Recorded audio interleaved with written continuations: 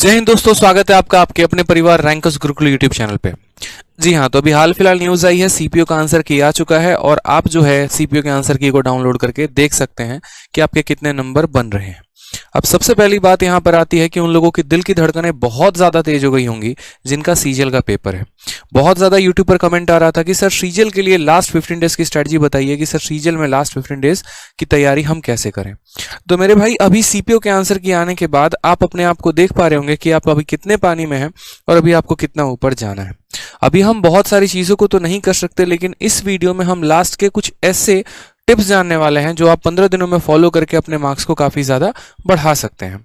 ठीक है, तो सबसे पहले बात करते हैं यहाँ पर कि उन 3 बातों को क्या है। तो सबसे पहले देखो, last 15 days strategy to boost one's score by 20% to 30%। देखो, मैं ये तो नहीं बोलूंगा कि आपका स्कोर डबल हो जाएगा, ये भी नहीं बोलूंगा कि आपकी सरकारी नौकरी फिक्स हो जाएगी, लेकिन इतना जरूर होगा कि इन 15 दिनों में अगर चंद बातों का आप ध्यान रखते हैं तो आपका जो स्कोर है वो 20 से 30% बढ़ सकता है। अगर आप कट ऑफ से थोड़ा सा पीछे हैं तो आप कट ऑफ से थोड़ा सा ऊपर जा सकते हैं।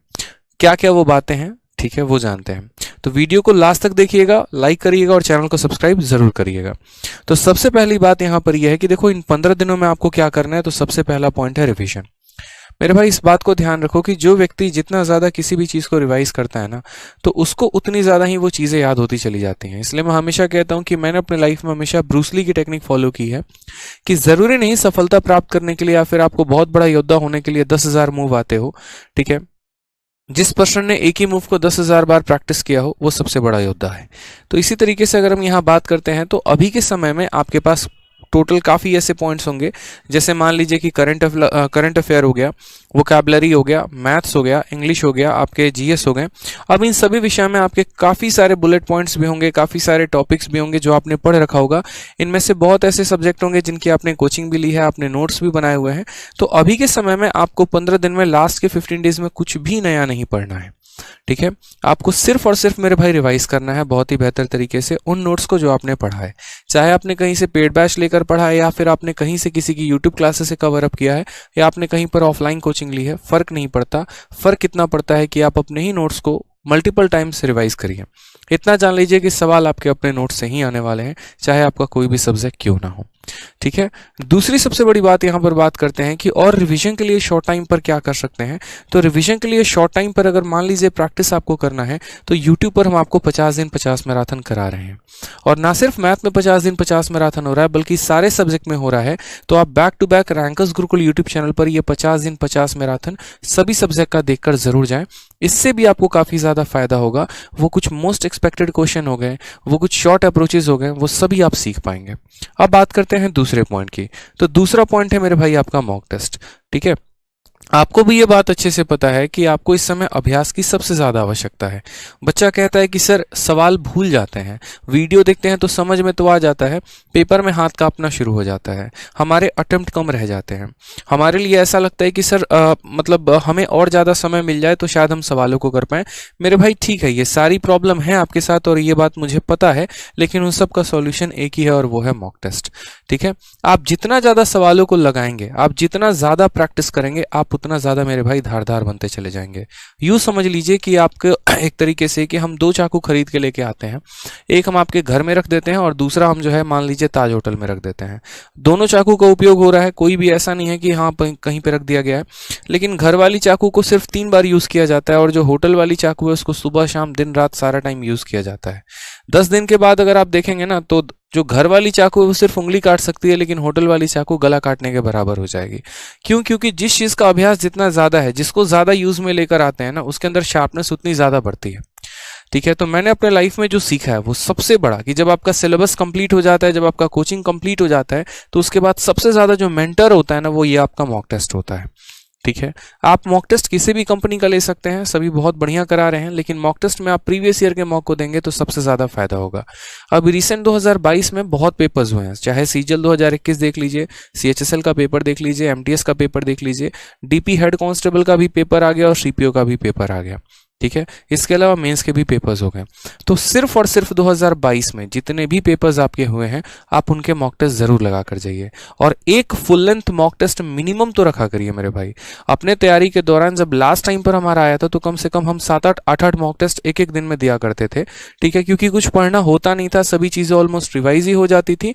तो मुझे लगता था कि मॉक टेस्ट से बेहतर अप्रोच कुछ हो ही नहीं सकता है। बहुत ऐसे जीएस के क्वेश्चन थे जो मॉक टेस्ट के माध्यम से मुझे याद हो गए थे, बहुत ऐसे रीजनिंग के क्वेश्चंस थे जो मुझे मॉक टेस्ट के माध्यम से याद हो गए थे, ठीक है। और यही कारण था कि मेरा हमेशा जो स्कोर रहा था मैथ्स, इंग्लिश और रीजनिंग में वो 50 out of 50, 50 out of 50, 50 out of 50 रहा था। और यही कारण है कि आज मैं एक्साइज इंस्पेक्टर भी सिलेक्टेड हूं सीजीएल के माध्यम से।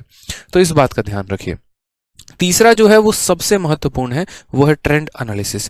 यूं समझ लीजिए कि आपने डॉक्टर के पास गए अपना इलाज कराने, डॉक्टर ने आपको जांच लिख दिया और आप एक्सरे करवा के लेके आके अपने पास रख लिया। तो मेरे भाई वो किसी काम का नहीं है, वो व्यर्थ है। एक्सरे कराना इंपॉर्टेंट नहीं था, एक्सरे करवाने के बाद उसके आधार पर दवा लेना इंपॉर्टेंट था। जस्ट वही बात है, ठीक है, यहां पर भी कि मॉक टेस्ट देना ज्यादा इंपॉर्टेंट नहीं है, मॉक टेस्ट देने के बाद अपने कमियों पर काम करना इंपॉर्टेंट है। बहुत बच्चे ऐसे होते हैं मॉक टेस्ट देते हैं, अरे भाई साहब थक गए यार, अब कुछ और हो ही नहीं पाएगा हमसे, हम तो बहुत ज्यादा थक गए भाई, ठीक है, थोड़ा चलते हैं, चाय वाय पीते हैं, एकदम उतरेंगे लाइब्रेरी से। मेरे भाई ये हरकतें छोड़ दो, ठीक है। काम नहीं करोगे गलती पे, सिलेक्शन नहीं होने वाला है। मॉक टेस्ट दिया ना, ठीक है, गलती निकली, जीएस में निकला, इंग्लिश में निकला, मैथ्स में निकला, तो काम कौन करेगा? कोई और थोड़ी करेगा, आप ही को काम करना है। तो अपने गलती पर आप ही काम करेंगे, तो उसके लिए आपको क्या करना है कि एक एक पॉइंट को ध्यान रखो। मान लो स्टैटिक जीके का क्वेश्चन गलत हो रहा है, बार बार पहाड़ों के और दर्रे के सवाल गलत कर रहे हो, तो भाई याद करो ना। संविधान के अमेंडमेंट जो है वो गलत कर रहे हो, याद कर लो। कंट्री कैपिटल गलत कर रहे हो, याद कर लो। वोकैबुलरी में कुछ मिस्टेक्स हो रहे हैं, तुरंत सारा प्रीवियस ईयर लपेट डालो। जो पढ़ा है उसी को, नया कुछ भी नहीं, ठीक है। मैथ्स में कहीं पर पर्टिकुलरली किसी चैप्टर में समस्या आ रही है, तुरंत उस चैप्टर को ओपन अप किया और रिवीजन करना शुरू कर दिया। तो इन बातों का स्पेशली ध्यान रखना है आपको, ठीक है। तो रिवीजन के लिए जो मैंने कहा कि सबसे इंपॉर्टेंट है यहाँ पर आपकी अपने नोट्स को और हाईलाइटेड बुकमार्क क्वेश्चन को रिवाइज करिए, और बहुत ही शानदार तरीके से। जो भी मॉक टेस्ट देते वक्त बुकमार्क क्वेश्चन थे उनको आपको रिवाइज करना है, और जो भी हाईलाइटेड सवाल थे जिनको आपने किताबों में और अपने नोट्स में हाईलाइट कर रखा था उनको बार बार रिवाइज करके जाइए जहां पर आपको कंफ्यूजन होता है। साथ में अगर हम बात करते हैं तो जो कैलकुलेशन वैल्यूज हो गए, जैसे मान लीजिए आपको स्क्वायर निकालना हो गया, क्यूब निकालना हो गया, √10 तक के वैल्यूज हो गए, √1, √2, √3, √4 ऐसे करके, ठीक है। कुछ पर्टिकुलरली 20 तक के क्यूब, 20 तक के स्क्वायर, तो ये सभी जो चीजें उनको रिवाइज करके जाइए, ठीक है। पेपर में अगर आप इनमें कंफर्म नहीं होंगे तो शायद 2 नंबर लाने के चक्कर में 2.5 नंबर आप गंवा के चले आएंगे। इसके अलावा अगर हम बात करते हैं यहाँ पर, तो एडवांस मैथ में कई सारे आइडेंटिटी होते हैं, कई सारे आपके थ्योरम्स होते हैं, वो भी आपको ध्यान रख के जाना है। स्पेशली अलजेब्रा में कई सारे फॉर्मूले हैं, आपको उनको ध्यान रखना है। ज्योमेट्री में कई सारे आइडेंटिटी हैं, आपको उनको ध्यान रखना है। और इसको रिवाइज करने के लिए आप ब्रह्मास्त्र से पढ़कर जा सकते हैं। ब्रह्मास्त्र जो कि मैथ्स की फॉर्मूला बुक है, उसमें मैंने एक एक बात बहुत ही डिटेल में मैं बता रखा है, तो आपको उससे जानने की काफी ज्यादा हेल्प मिलेगा। ये बुक बनाई ही गई थी ताकि बच्चे को लास्ट टाइम रिवीजन में काफी ज्यादा हेल्प मिल सके। और अभी इसकी पीडीएफ से अगर आप पढ़ना चाहें तो पीडीएफ से भी पढ़ सकते हैं, हमारे टेलीग्राम और एप्लीकेशन पर है। और अगर आप बुक मंगाना चाहें तो अमेजन फ्लिपकार्ट से भी ऑनलाइन मंगाकर पढ़ सकते हैं, ठीक है। नेक्स्ट बात, जैसे कि मैंने आपसे कहा मॉक टेस्ट के लिए, तो मेरे भाई मॉक टेस्ट आपको देना है, और एटलीस्ट एक मॉक टेस्ट देना है डेली का डेली, ठीक है। ये आपके लिए काफी ज्यादा फायदेमंद करने वाला है। मैथ्स में अगर आप प्रैक्टिस करना चाहते हैं तो मैथ्स के आप सेक्शनल मॉक भी दिया करो, ये भी आपको काफी ज्यादा फायदा करेगा।